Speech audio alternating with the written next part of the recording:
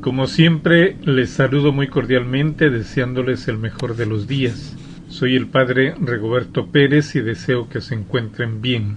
Han pasado muy pocos días de este año 2026 recién iniciado y la historia convulsionada nos indica que todo puede cambiar, que en la historia humana todo es impredecible. Les saludamos el equipo que realiza este programa, Padre Víctor Ruano, Padre Toribio Pineda, Padre Edgar del Cid y quien les habla, Padre Rigoberto Pérez, quienes con el apoyo de la divulgación del periodista Carlos Benquenchín ofrecemos estos programas que llegan a lo largo de toda la semana. Estimados oyentes, el año 2026 inició con la noticia de lo que en términos jurídicos legales de nivel internacional se ha llamado secuestro del presidente de Venezuela. Su residencia fue tomada por un equipo de asalto de élite del ejército de los Estados Unidos, que con barcos bien armados estuvieron asediando el Caribe durante varias semanas bajo la dirección del presidente Donald Trump y de Marco Rubio, que es un político y conservador estadounidense de ascendencia cubana perteneciente al Partido Republicano y que es el secretario de Estado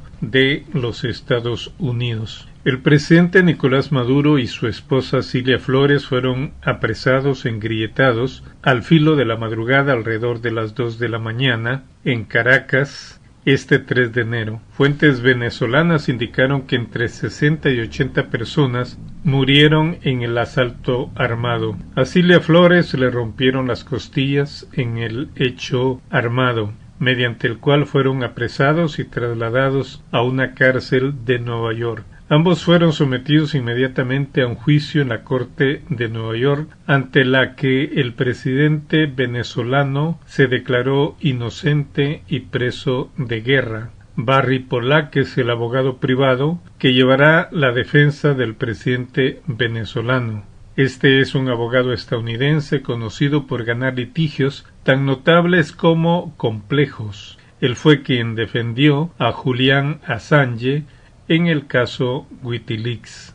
Venezuela vive sorpresivamente tiempos difíciles e inciertos debido a que el presidente de Estados Unidos y el secretario de Estado han declarado que gobernarán Venezuela desde Estados Unidos, convirtiendo el país en una colonia. Venezuela se resiste a perder su soberanía. Ante la crisis, hasta ahora los venezolanos han evitado un derramamiento de sangre, evitando que se desatara una guerra civil interna, pero la situación es incierta. La razón del asalto era vulnerar al país para obtener el petróleo, el oro y otras riquezas de la nación que el presidente de Estados Unidos afirma que le pertenece, que lo comercializará. Irak en el pasado también fue destruido por el petróleo y los líderes de Panamá en el pasado fueron atacados por independizar o nacionalizar el canal de Panamá. Venezuela es atacada para ser despojada de su riqueza, es lo que se enfatiza dentro y fuera del país. El Papa León XIV hizo un llamado a Venezuela a seguir caminos de justicia y de paz. En un mensaje reciente, el Papa León XIV expresó su preocupación y cercanía espiritual por el pueblo venezolano en medio de la grave crisis política y social por la que atraviesa el país. El Santo Padre afirmó que sigue con preocupación y oración los acontecimientos en Venezuela y hizo un llamado claro y firme, especialmente a quienes tienen responsabilidades políticas, a rechazar toda forma de violencia y a emprender caminos de justicia, de verdad, de diálogo y de paz, poniendo siempre en el centro el bien común y la dignidad de la persona humana. Asimismo, recordó que la Iglesia camina siempre junto a quienes sufren y subrayó la importancia de respetar los derechos humanos, el Estado de Derecho y la voluntad del pueblo expresada conforme a la ley para que la nación pueda avanzar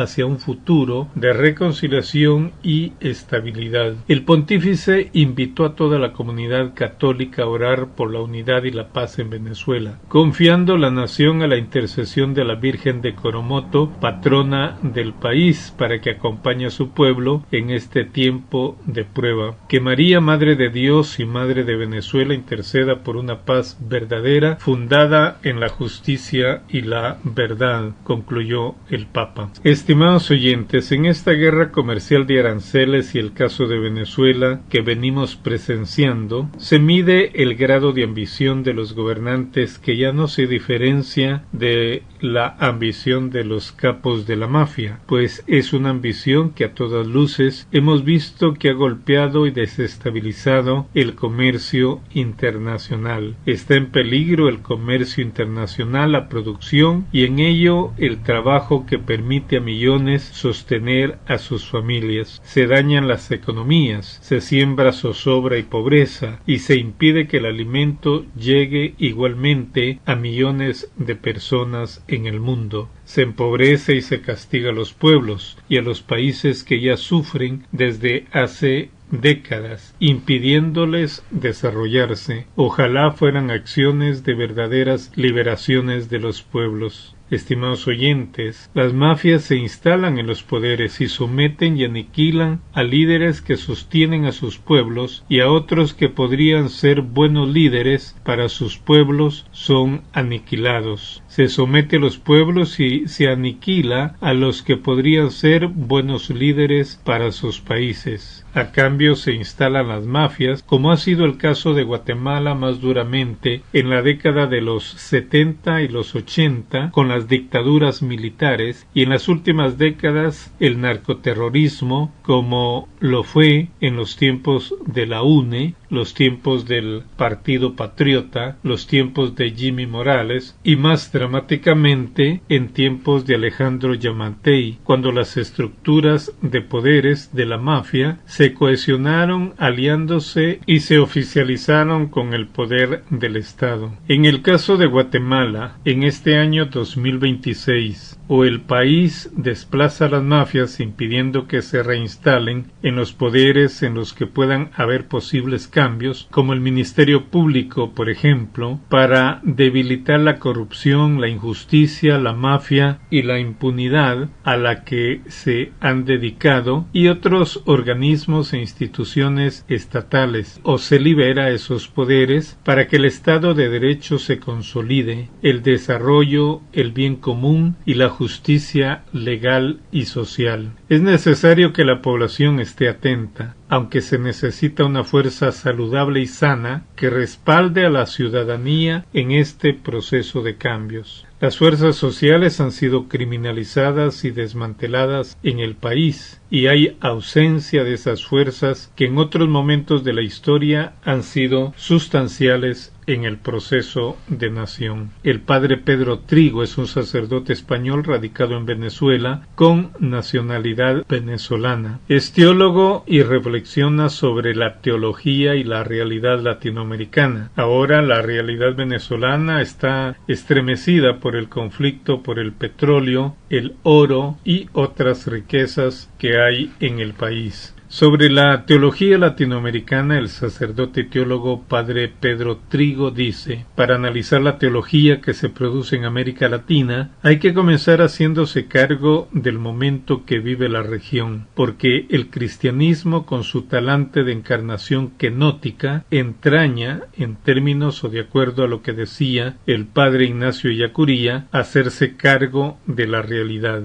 encargarse de la realidad y cargar con ella, a lo que el padre John Sobrino también decía, en consonancia con la gracia que está al origen de la encarnación. Así pues, una teología cristiana responsable, dice el padre Pedro Trigo, es siempre una teología de la realidad y desde la realidad. Pero es que además hay, por razones en parte distintas a las de los años 60 y 70, es especialmente difícil vivir en la realidad en América Latina, porque al estar abriéndonos a una época nueva, tanto en la región como a nivel mundial, no es fácil hacerle justicia, tanto por la inercia que lleva a permanecer en lo que se vivió, máxime si tuvo relevancia, aunque fuera a un alto precio, como porque no es tan fácil discernir entre los bienes civilizatorios y culturales de la época que se abre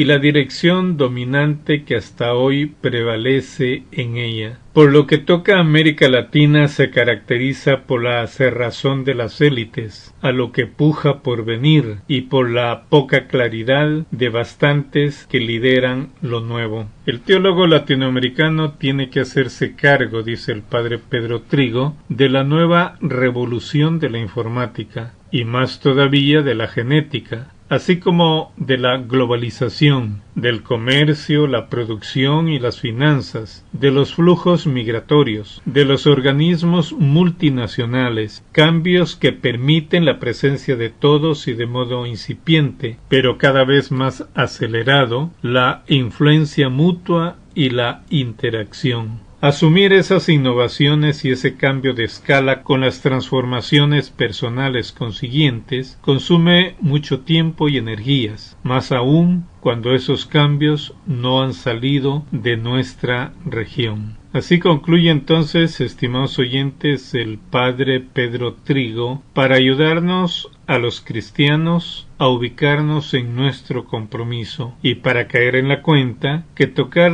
las realidades no nos saca del nivel del espíritu del Evangelio. Es más, este compromiso nos permite a nosotros vivir el Evangelio a profundidad en estas épocas complejas, convulsivas, que pareciera que nos estuvieran llevando a una tercera guerra mundial, de la que hay que advertir y la que habría que evitar a toda costa, porque sería sin duda un desastre para toda la humanidad. Termino aquí el programa, gracias por su atención, hasta la próxima.